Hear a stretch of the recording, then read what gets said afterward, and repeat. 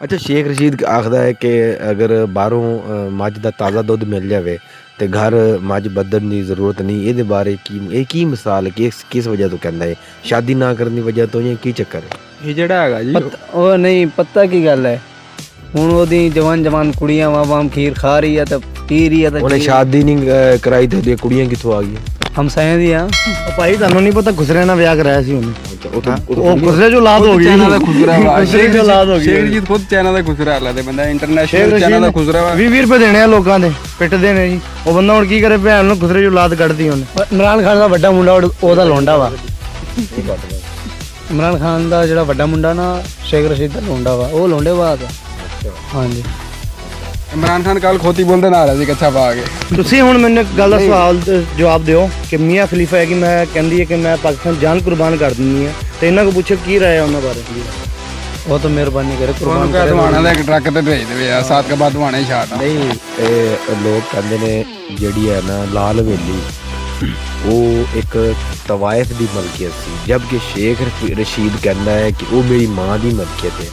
ਤੁਸੀਂ ਇਹਦੇ ਬਾਰੇ ਕੀ ਕਹਿੰਦੇ? ਲਾਲ ਹਵੇਲੀ ਵਜਨ ਕਿਸੇ ਦੀ ਮਲਕੀਅਤ ਕੋਈ ਨਹੀਂ, ਉਹ ਗੁਪਾਂਗਾਂ ਦੀ ਹੈਗੀ ਆ। ਚੌਕ ਬਹਾਦਰਪੁਰ ਕੋਲ ਚਲ ਜਾਓ, ਉਹਨੂੰ ਕਹਿੰਦੇ ਲਾਲ ਹਵੇਲੀ। ਠੀਕ ਹੈ, ਗੁਪਾਂਗ ਰਹਿੰਦੇ ਭੇਡਾਂ ਚ। ਨਹੀਂ, ਉਹ ਲਾਲ ਹਵੇਲੀ ਜਿਹੜੀ ਸ਼ੇਖ ਰਸ਼ੀਦ ਕੋਲ ਲਾਲ ਹਵੇਲੀ ਹੈ, ਉਹ ਮੈਨੂੰ ਇਹ ਦੱਸੋ ਕਿ ਇਹ ਲੋਕ ਜਿਹੜੇ ਉੱਥੇ ਦੇ ਪਿੰਡੀ ਦੇ, ਉਹ ਕਹਿੰਦੇ ਨੇ ਕਿ ਇਹ ਇੱਕ ਤਵਾਇਫ ਦੀ ਹਵੇਲੀ ਸੀ, ਜਦਕਿ ਸ਼ੇਖ ਰਸ਼ੀਦ ਕਹਿੰਦਾ ਹੈ ਇਹ ਮੇਰੀ ਮਾਂ ਦੀ ਮਲਕੀਅਤ ਹੈ। ਇਹਨਾਂ ਦੋਨਾਂ 'ਚ ਸੱਚਾਈ ਕੀ ਹੈ, ਕੀ ਗੱਲ ਹੈ, ਕੀ ਬਾਤ? ਕਿਉਂਕਿ ਸ਼ੇਖ ਰਸ਼ੀਦ ਕਹਿ ਸਕਦਾ ਉਹਦੀ ਅੰਮਾ ਸੀ ਨਾ, ਕਹਿ ਸਕਦਾ।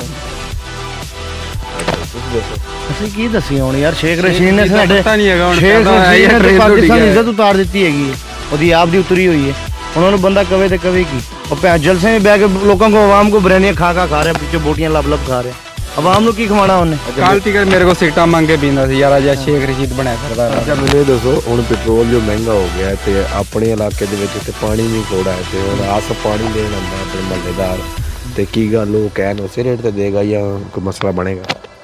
ਚਲੋ ਨਹੀਂ ਜੀ, ਮੋਢਿਆਂ ਚੱਕ ਕੇ ਲੈਣਾ ਪਏਗਾ ਜਿੱਦਾਂ ਦੇ ਹਾਲਾਤ ਨੇ, ਉਹਨੇ ਆਪ ਤਾਂ ਦੇਣਾ, ਕਿਉਂਕਿ ਪਿਆਸੇ ਤੇ ਅਸੀਂ ਮਰਨਾ ਨਾ।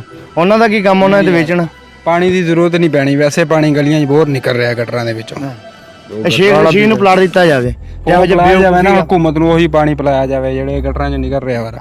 ਇਹ ਤੂੰ ਇਹ ਕੀ ਕੀਤਾ ਸੀ ਹੁਣ? ਇਹ ਕੀ ਚੀਜ਼? ਮੈਂ ਕੋਈ ਪਾਣੀ ਦਾ ਸਿਸਟਮ ਦੇਖ ਰਿਹਾ ਕਿੱਧਰੋਂ ਕੱਢਾਂ, ਇਵੇਂ ਕਰਕੇ ਪਾਣੀ ਨਿਕਲਦਾ? ਹਿਸਾਬ ਕਿਤਾਬ ਲਾ ਰਿਹਾ ਸੀ ਨਾ। ਨਾਲ ਹੀ ਮੈਂ ਅਗਲੇ ਨੇ ਖੱਡਾ ਮਾਰਿਆ ਵਿੱਚ ਪੈਟਰੋਲ ਨਿਕਲਿਆ। ਉਹ ਭੈਣ ਕਿਤੇ ਉਹਨੂੰ ਪਤਾ ਲੱਗ ਗਿਆ ਕੀ ਨਾਮ ਹੈ, ਸਊਦੀ ਅਰਬ ਨੂੰ।